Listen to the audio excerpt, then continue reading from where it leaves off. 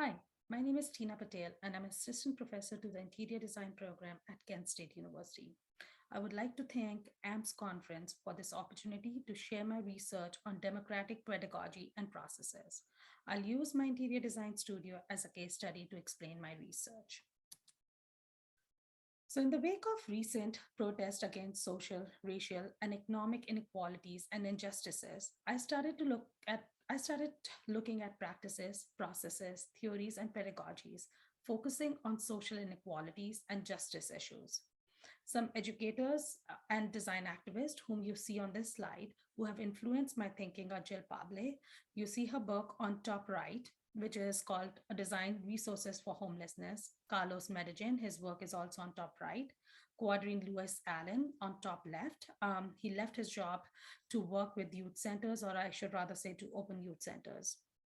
Diana Van Buren, who left her job to become an activist architect, and for past 6 years, she has been designing restorative justice centers instead of prisons in order to end the age of mass incarceration. And Brian Lee, he's an architect and a national justice advocate. Certain books which left an impact on me. On left, you see An American Summer. It uncovers the life of those touched by violence, both victims and culprits. Both books, The Pedagogy of Freedom and Democracy and Education, and I'll talk about democracy and education by Dewey a little bit more. They see education as a social process, emphasizing exploration of issue based curriculum that deal both with local as well as global concerns.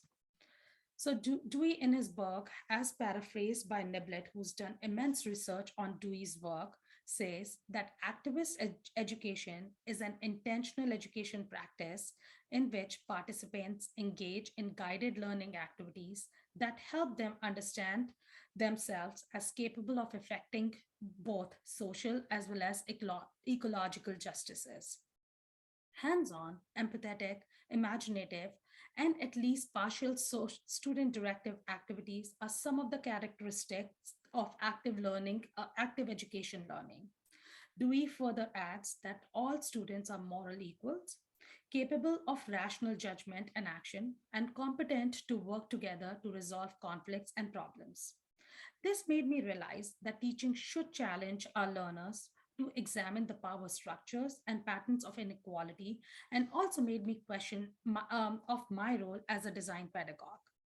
I questioned, how can I create an avenue to bring stories of the community to the studio more effectively and make students aware of existing injustices?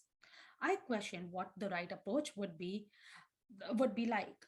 I liked Barbara Wilson's model of community driven design focuses on community expertise over technical knowledge and residents' capacity building over the design product itself.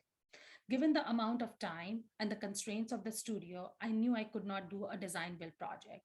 But I wanted the voice of the community to be heard as students design their design their or generate their design response. I will show the work of my senior studio and how I made an attempt to embed activist pedagogy or activist design pedagogy in my studio. So, this quote by Sambo Mockbee resonated a lot with me. He quotes, "We must use the opportunity to survey our own backyards, either to see what makes them special, individual, and beautiful." So rather than looking elsewhere, I actually started reflecting on my own neighborhood and started looking at the problems which my neighborhood has. So it made me look at the red line mapping of Cleveland and its impact on the community. I studied the demographics, unemployment, poverty rate, the school system, and all this and how it impacts lives. I also looked at the social issues and problems in Akron, which is just 10 miles from where I live. So I was scheduled to teach an interior design senior studio, the one of the optional part of that studio in spring of 2021. What I wanted to do is I wanted to seize the opportunity to assist the students to take up a role of an activist as they research the ongoing local, social, political, economic, and cultural issue and address them through participatory and self reflective processes. The 10 students who took part in my studio studied the regional, socio-political, economical, and cultural context throughout the course of a semester long project. They identified the social issues of interest and met with the nonprofit, activists, community leaders working on these issues to gain further insight and design and in order to develop a design proposal. As a studio, our commitment was towards exploring, researching, testing, and developing the design solutions responding to imaginative and ethical to social issues.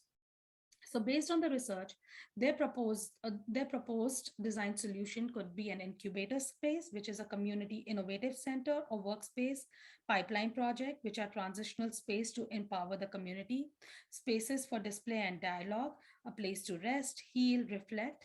And I provided them with some of the options in order for them to start brainstorming for the site, just to be on the neutral level. And also it was COVID era still, so they could not travel. So we chose West River Place building in Kent, Ohio. It was built in 1925 on the site of old quarry next to Cuyahoga River.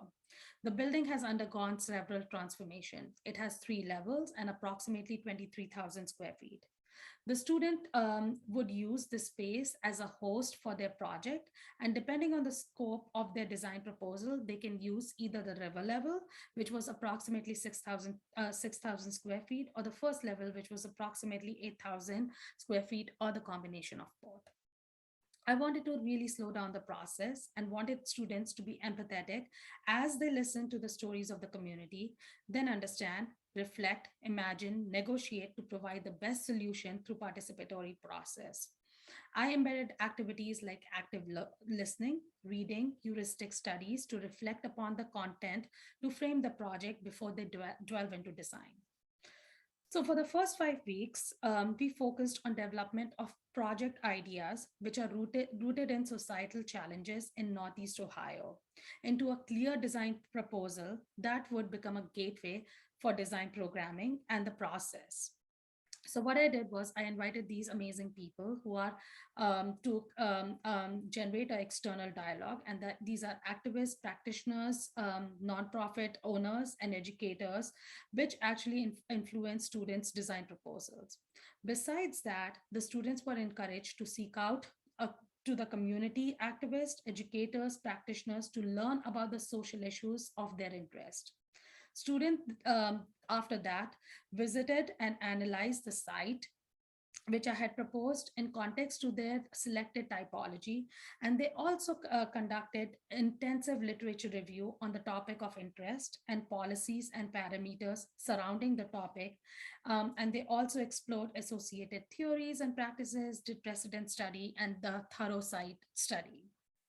So the next 5 week was the ideation stage.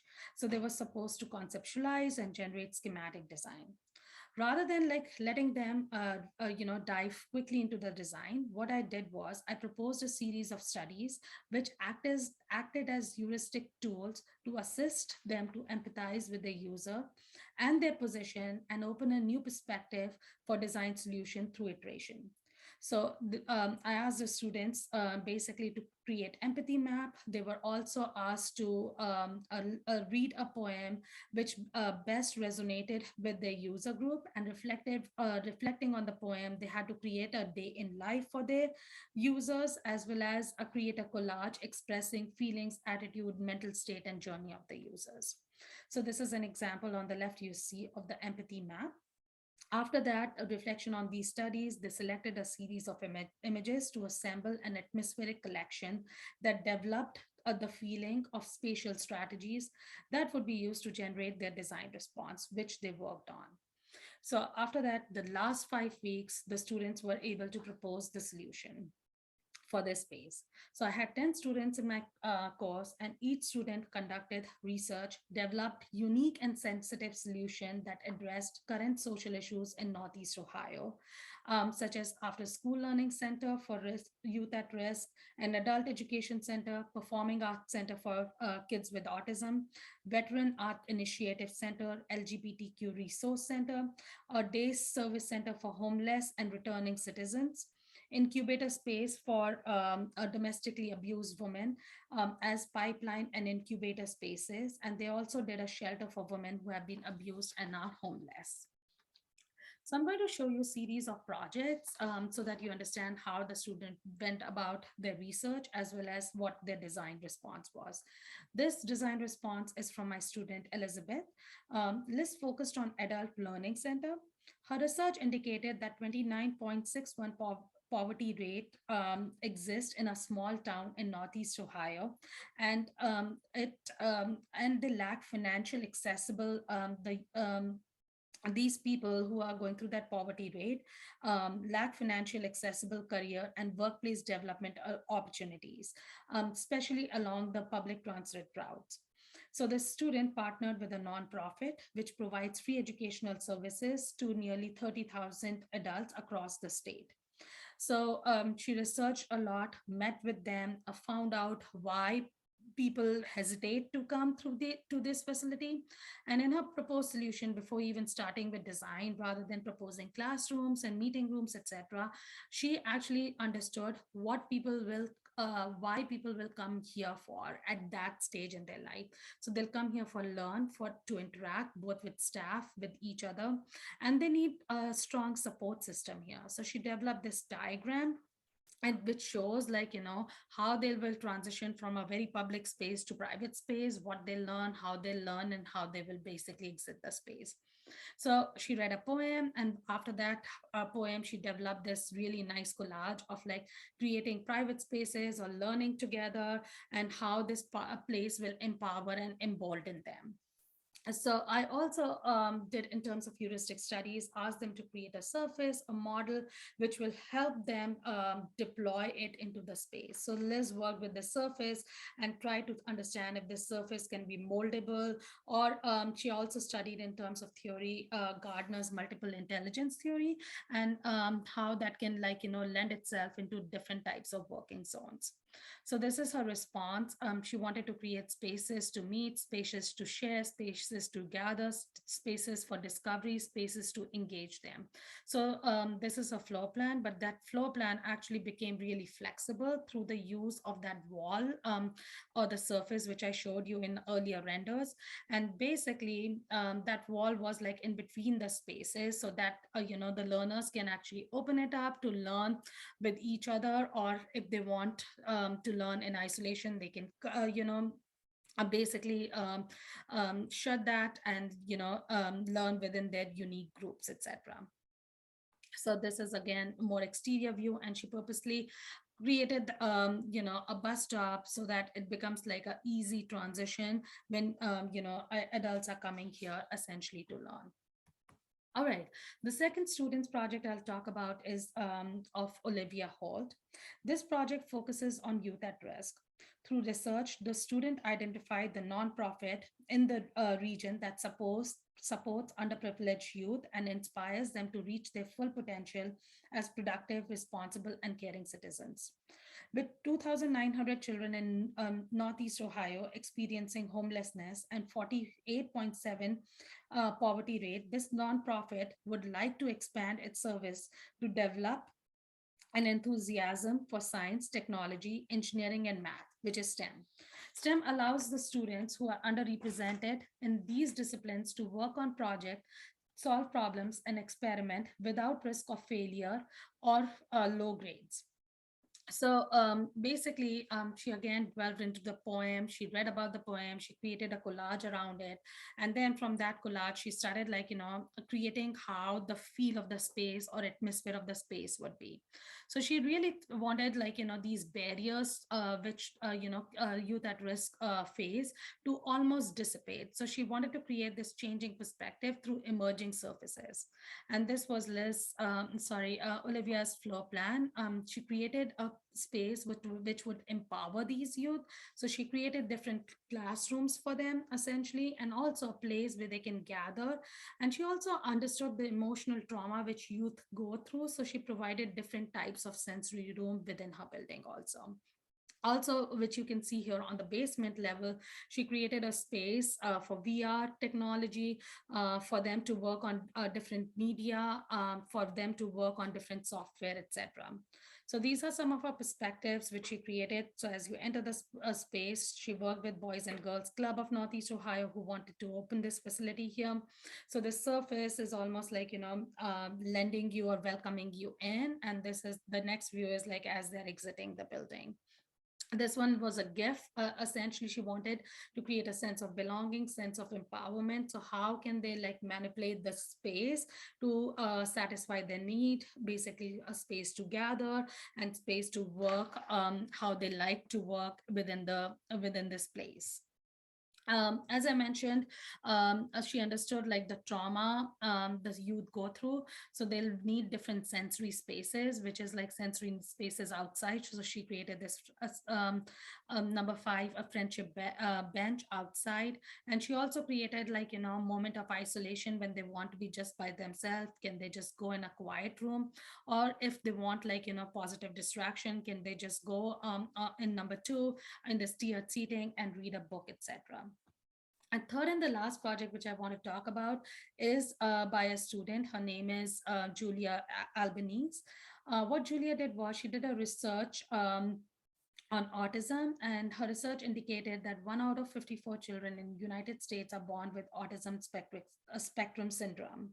The literature review indicated while the theater and performing arts are not common holistic therapy approach for youth with autism spectrum disorder, they can play a significant role to build self-esteem and learning basic life skills. Through an extensive dialogue with intervention specialists, artists, specialists focusing on ASD and literature review, her project proposes to create a performing arts center for youth with ASD in Kent, Ohio. She did empathy exercises. She did experiential collages, which prompted her to design on two levels, which she really understood very well, which is like, kids who have hypersensitivity and kids who have hyposensitivity. So as she thought about the floor plan, she really divided the floor plan into two areas. The high stimulus level, which had all the curved geometry, etc., which were on the first level. And then on the second level was more a rectangular geometry to meet the needs of both hypersensitive and hyposensitive children. In this one, you see a high stimulus theater, which focuses on music and familiar dramas, while the low stimulus theater on the right focuses on mentoring, segmentation, and controlled sensory level. The transitional sensory spaces created zone to recollect and focus, and a neutral support area encouraging both social interactions as well as circulation. So, through their work, students challenged the economic, social, cultural, and democratic norms and proposed alternate activist vision to support the community and achieve social progress. Feedback from nonprofits indicated that they were impressed with student sensitivity towards these issues and end users. They would like to use these projects for fundraising purposes in future. Student wrote reflection statements on what they learned from this studio: critical thinking, problem solving, comprehension of many ideas and cultures, awareness of diversity, independence and interdependence, resilience, and tolerance for ambiguity were rated high by the students. Reflecting on studies, research, and final project results, the instructor, who uh, who's me, believes that these experiences increase student sensitivity, and that that each stage of the project provided the student with a new skill, understanding of an issue, and an empathetic design thinking strategy. This studio, I feel, is just the beginning, as it encourages us educators to take advantage of current global turmoil to reposition our education, which is design education, through democratic pedagogies and processes. It also advances our discipline and prepares our students to be compassionate, global citizens, democratic thinkers, and community stewards. I'll quickly also show that this didn't stop me. This almost encouraged me. And in my studios now, I'm actually, um, trying to build relationship with grassroots nonprofits and communities, and trying to like, join hands with them to bring those projects into my studio. So some of the projects you can see is like, my students designed a food hall.